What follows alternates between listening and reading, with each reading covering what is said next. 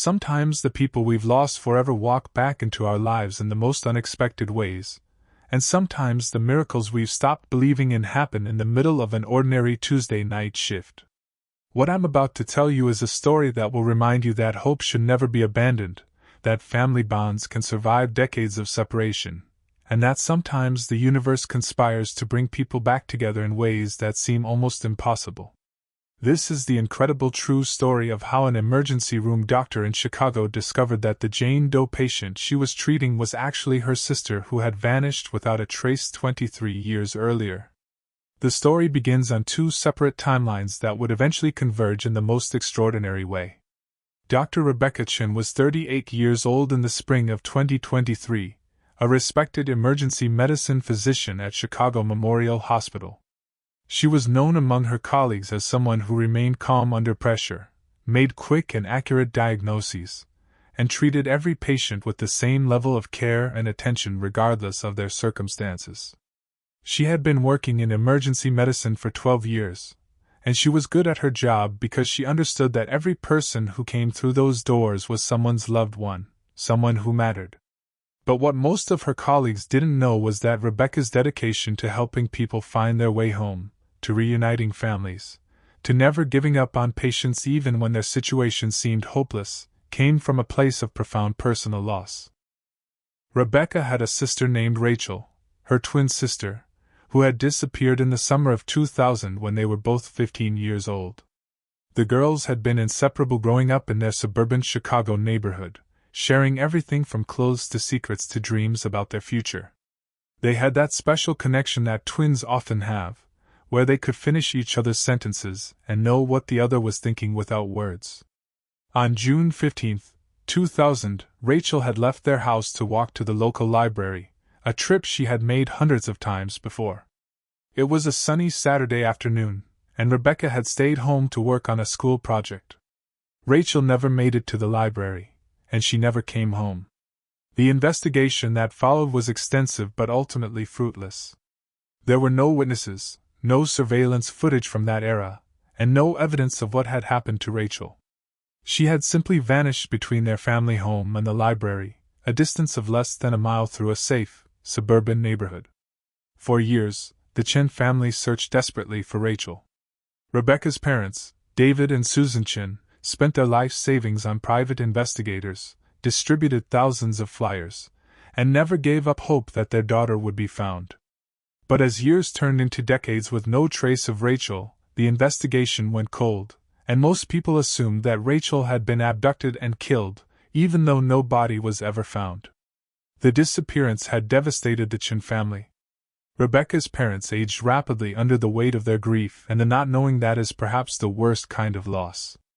They never moved from their house, never changed Rachel's bedroom, and kept her belongings exactly as she had left them, hoping that someday their daughter would come home. Rebecca channeled her grief into her education and career.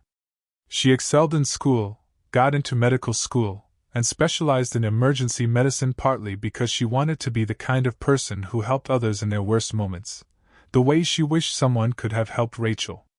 But Rebecca never stopped thinking about her twin sister. Every patient she treated, every Jane Doe who came through the emergency room, Rebecca would look at them carefully, wondering if somehow, impossibly, one of them might be Rachel.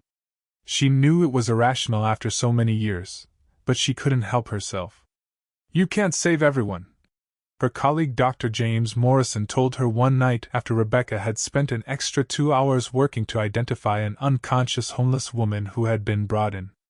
"Sometimes you have to let go." "I know," Rebecca replied. "But what if someone is looking for her? What if she has family somewhere who never stopped hoping she'd come home?" Rebecca's dedication to identifying Jane Doe patients and reuniting lost people with their families had become something of a mission for her. She worked closely with social services, missing persons databases, and law enforcement to help identify patients who came through the ER without identification. Her colleagues sometimes thought she took it too far, but they respected her commitment. On the night of March 14, 2023, Rebecca was working a typical overnight shift in the emergency room. It was a busy night, as most Tuesday nights were, with the usual mix of accidents, illnesses, and emergencies that brought people through the hospital doors. At 11:47 p.m., paramedics brought in an unconscious woman who had been found collapsed on the street in a neighborhood on Chicago's South Side.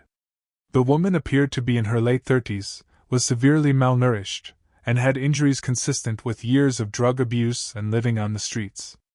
She had no identification, no personal belongings, and nothing that could tell the hospital staff who she was or where she had come from.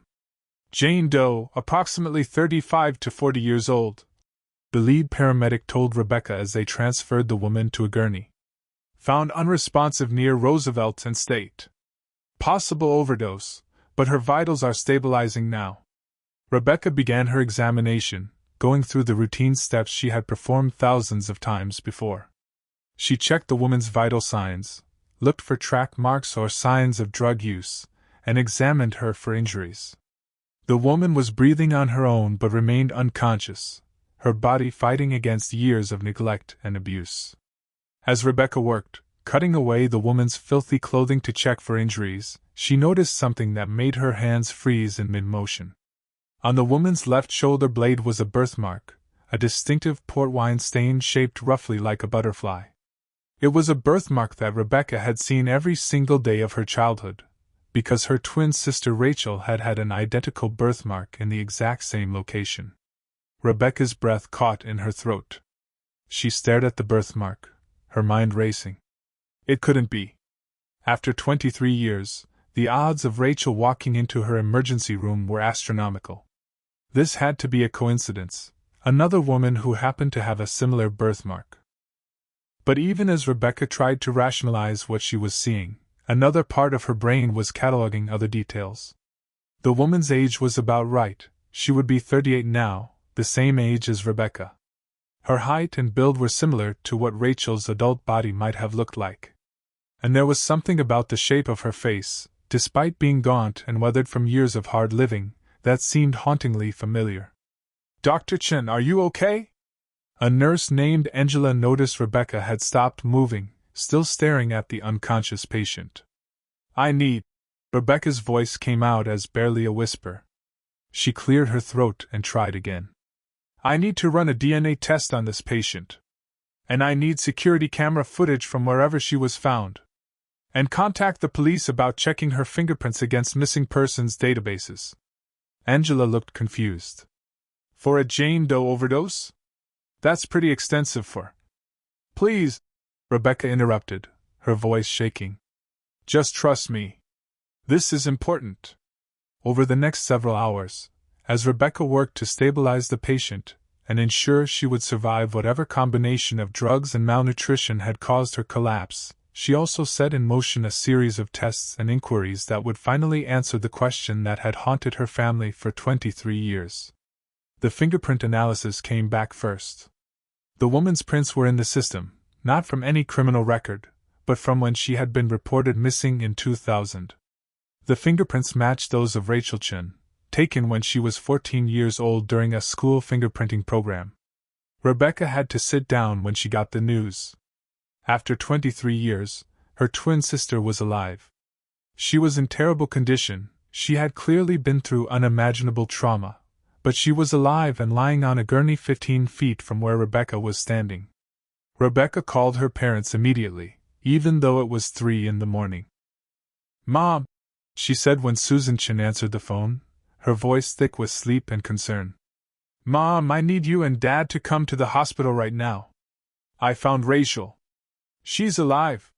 The silence on the other end of the phone lasted so long that Rebecca thought the call had dropped. Then she heard her mother's sharp intake of breath, followed by the sound of crying. "Are you sure?" Susan finally managed to ask. "Rebecca, are you absolutely sure? The fingerprints match, Mom. It's her. It's really her." David and Susan Chen arrived at Chicago Memorial Hospital within 40 minutes, having broken every speed limit on their desperate drive from their suburban home. When Rebecca met them in the waiting room, they looked terrified and hopeful in equal measure, hardly daring to believe that the nightmare that had defined their lives for over 2 decades might finally be over. "She's unconscious," Rebecca explained, leading them to the room where Rachel was being treated. She's been living on the streets for an unknown amount of time, she has severe malnutrition, and we're treating her for drug withdrawal. But she's going to survive." When Susan and David saw Rachel for the first time in 23 years, they both broke down. Despite the ravages of time and hardship, despite the weathered face and the changes that 2 decades had wrought, they recognized their daughter immediately. "My baby," Susan sobbed, taking Rachel's hand. "My baby girl. We never stopped looking for you. Never." Rachel remained unconscious throughout that first night, her body slowly recovering from years of abuse and neglect. Rebecca stayed by her side even though her shift had ended, unable to leave her sister after finally finding her again. As dawn broke over Chicago, Rachel finally began to wake up. Her eyes fluttered open, confused and disoriented, looking around at the hospital room and the people surrounding her bed. Her gaze settled on Rebecca, and for a long moment the two sisters stared at each other. Despite everything that had changed, despite the years and the distance and the trauma, some part of Rachel recognized the face that was a mirror of her own. "Becca?" Rachel's voice was hoarse and uncertain, using the childhood nickname that no one had called Rebecca in years. "It's me," Rebecca replied, tears streaming down her face. "I'm here. We're all here. You're safe now." Over the days and weeks that followed, as Rachel slowly recovered her physical health in the hospital, the family began to learn the horrifying story of where Rachel had been for the past 23 years. Rachel had indeed been abducted on that June afternoon in 2000. A man who had been watching the neighborhood had grabbed her, forced her into his car, and driven her to a remote location where he held her captive. The details of her captivity were traumatic and difficult for the family to hear, but they needed to know the truth about what their daughter had endured. For 8 years, Rachel had been held prisoner, moved between different locations, and subjected to abuse that had left deep psychological scars. Her captor had convinced her that her family didn't want her anymore, that they had moved away and forgotten about her, and that there was no point in trying to escape because no one would believe her or help her. In 2008, Rachel had finally managed to escape when her captor had been careless about locking a door. She had run, terrified and traumatized, but she had been so damaged psychologically that she hadn't known how to return to her old life. She had been convinced by years of manipulation that her family wouldn't want her back, that she was too broken and damaged to be loved. Instead of going to the police or trying to find her family, Rachel had lived on the streets, struggling with addiction and mental illness, believing that she deserved the hard life she was living. She had spent 15 years invisible in the city where her family was still looking for her, just miles from the home where her bedroom remained unchanged, waiting for her return. "I thought about you every day," Rachel told Rebecca during one of their first coherent conversations. "I wanted to come home so badly, but he had broken something inside me. He made me believe I was worthless, that I didn't deserve to have a family or a normal life." The road to recovery for Rachel was long and difficult. She required extensive medical treatment, dental work, and therapy to address both her physical ailments and the deep psychological trauma she had endured. But she was surrounded by a family who had never stopped loving her and who were committed to helping her heal. The man who had abducted Rachel was identified through her testimony and arrested within a week. He was a registered sex offender who had been living under an assumed name in Indiana. Rachel's testimony and evidence from his current residence led to his conviction not only for Rachel's kidnapping but for the abductions of 3 other women over the years. He was sentenced to multiple life sentences without the possibility of parole. Rebecca took a leave of absence from work to help care for her sister and support her through the early stages of recovery. The bond that had been formed in the womb, that had been severed violently 23 years earlier, slowly began to reform as the twin sisters relearned how to be in each other's lives. "Do you remember that game we used to play?" Rebecca asked Rachel one afternoon as they sat together in the hospital garden. "Where we would try to guess what the other was thinking?" Rachel smiled, the first genuine smile Rebecca had seen from her. "The twin telepathy game. You were terrible at it." "I was not," Rebecca protested, laughing. "You were just always thinking about boys." "Was not," Rachel replied, But she was laughing too, and for just a moment, they were 15 again, before everything had gone wrong. The Chen family's story became national news, highlighting both the miracle of Rachel's return and the ongoing crisis of long-term missing persons cases. Rebecca did several interviews, not to seek attention, but to advocate for better resources for identifying Jane Doe patients and for never giving up on missing loved ones. "I looked at every Jane Doe who came through my emergency room for 12 years, Rebecca told a journalist from the Chicago Tribune. "I always wondered if one of them might be Rachel, but I never really believed it would happen. I had almost given up hope, which is why I want other families to know that sometimes miracles do happen, and we should never stop looking." Rachel's recovery was measured and gradual, but she made progress every day. 6 months after being found, she was healthy enough to move in with her parents, returning to the house she had left as a teenager. Standing in her bedroom, looking at the posters and belongings from her adolescence, Rachel broke down crying. "You kept everything," she sobbed. "You never stopped waiting for me." "Never," Susan confirmed, holding her daughter. "Not for one single day." A year after Rachel's rescue, the Chen family held a celebration that they called Rachel's second homecoming. Friends, family members, and even some of the medical staff from Chicago Memorial Hospital attended. Rebecca stood to give a toast. 23 years ago, my twin sister was taken from us," Rebecca began. "For over 2 decades, we lived with a hole in our family that nothing could fill. There were times when I thought about giving up, times when the pain of not knowing was almost too much to bear." She looked at Rachel, who was sitting between their parents, looking healthier and happier than she had in decades. "But we never gave up hope, and now Rachel is home. She's been through more than anyone should ever have to endure, and her journey to healing will continue for a long time. But she's here, she's alive, and she's surrounded by people who love her. That's what miracles look like, not perfect, not easy, but real and precious and worth every moment we waited." Today, Rachel Chen is 40 years old and continues her recovery journey. She has found purpose in advocacy work, speaking to law enforcement and medical professionals about recognizing signs of trafficking and long-term captivity victims. She has also reconnected with several of the other women who were rescued as a result of her testimony, and they have formed a support group for survivors.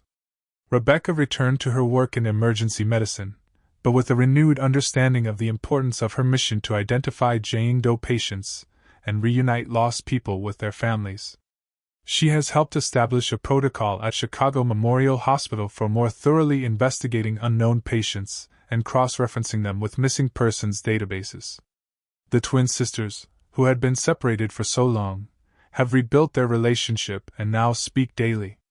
They've created new traditions and memories while honoring the childhood they shared before everything changed. "People ask me if I'm angry about the years that were taken from us," Rachel said in a recent interview. "And yes, I'm angry at the person who did this to me. But I'm not angry at life, because I got something back that most people in my situation never get. I got to come home. I got my family back." Susan and David Chen, now in their 60s, say that Rachel's return has given them a new lease on life. "We were living in limbo for 23 years, David explained. "We couldn't fully grieve because we didn't know what had happened, but we couldn't fully live because the not knowing consumed us. Now we can finally breathe again." The story of Rachel's disappearance and miraculous return has impacted missing persons cases across the country. Several police departments have reopened cold cases involving long-term missing persons, using Rachel's case as a reminder that people can be found alive even decades after they disappear.